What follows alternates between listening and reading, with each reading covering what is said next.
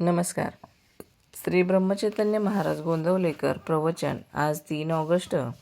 भगवंताशी एकरूप झाल्यावर सर्व आनंदच आहे.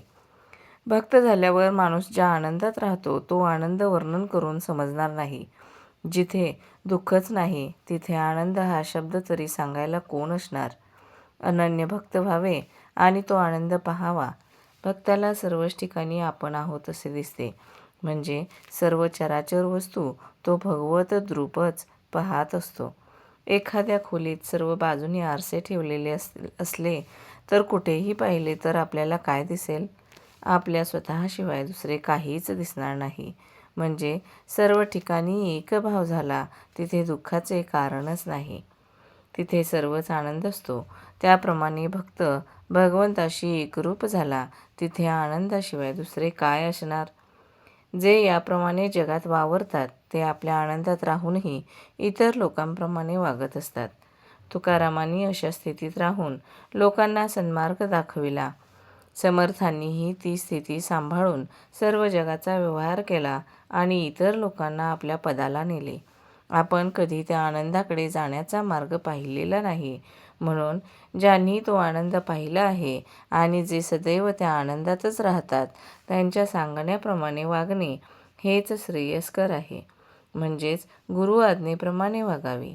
आपल्याला वाटाड्या भेटला म्हणजे त्याच्यावर विश्वास ठेवून आपण चालत असतो.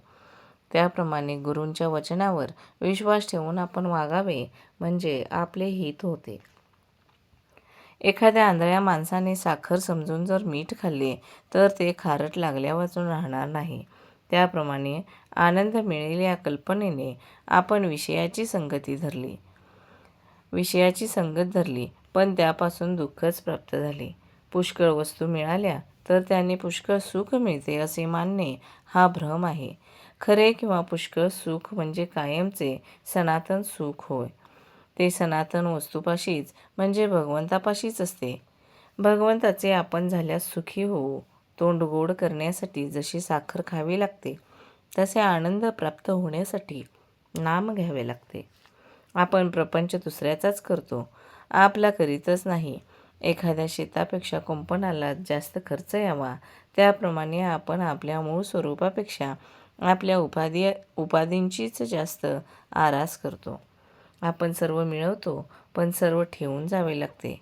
आपल्या फायद्याचे केले तरच आपला प्रपंच, भगवंताचे स्मरण तेवढाच आपला प्रपंच.